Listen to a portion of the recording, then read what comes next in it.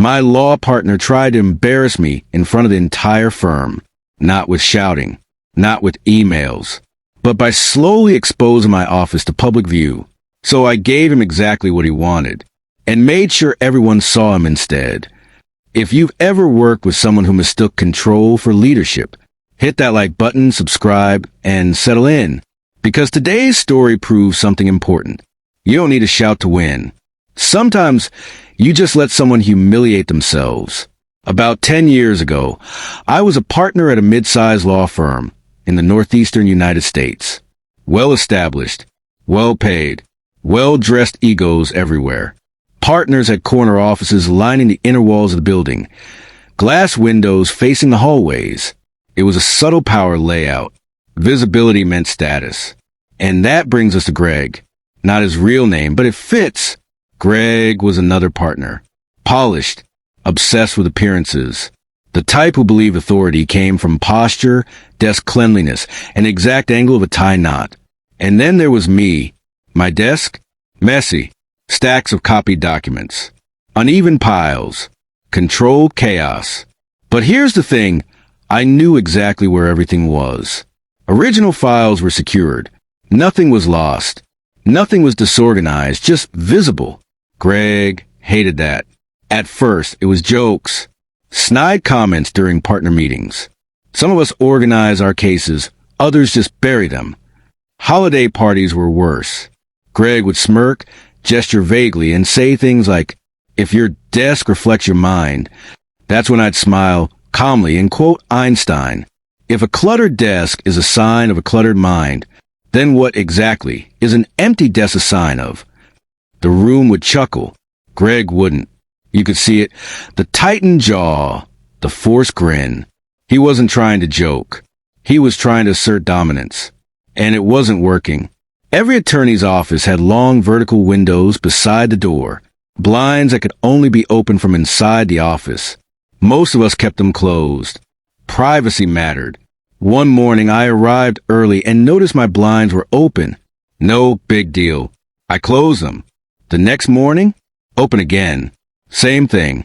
Day after day. 2 weeks. Every other office, still closed. Only mine was exposed. Desk, papers, everything. At that point, I didn't need proof. Greg always arrived before anyone else. This wasn't maintenance. This wasn't cleaning staff. This was deliberate. And that's when I made a choice. Not confrontation. Not HR. Not meetings. Petty revenge. Years earlier, before I joined the firm, the partners had taken a retreat to a nearby lake. I remembered the photos, so I searched the archives. And there it was, Greg, wearing a backward baseball cap, standing next to a junior staffer, flexing, except there was nothing to flex. Skinny arms, awkward grin. It wasn't malicious, just deeply unprofessional. The exact opposite of the image he tried so hard to project. Perfect. I printed the photo, then printed more. Full color, a 4 size. On the back, I wrote, "Please do not open my blinds. I prefer them closed. If this photo is removed, another will be posted. I have multiple copies." Then I taped it to the inside of my blinds, picture facing outward. If the blinds stayed closed, no one would ever see it. If someone opened them, everyone would, including Greg. The next morning, I walked in feeling electric. Blinds were closed. But when I opened my office door, the photo was gone. Only torn tape remained. The blinds? Still closed. I replaced the photo.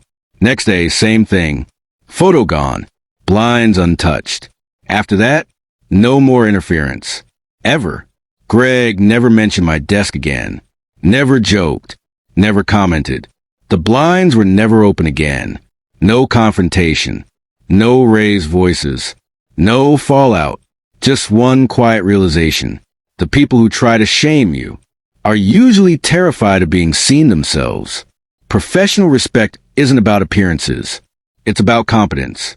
And sometimes the smartest revenge is letting someone choose between embarrassment and restraint. If this story made you smile like the video, drop a comment. Backhand index pointing right, what's the smartest, quietest revenge you've ever seen at work?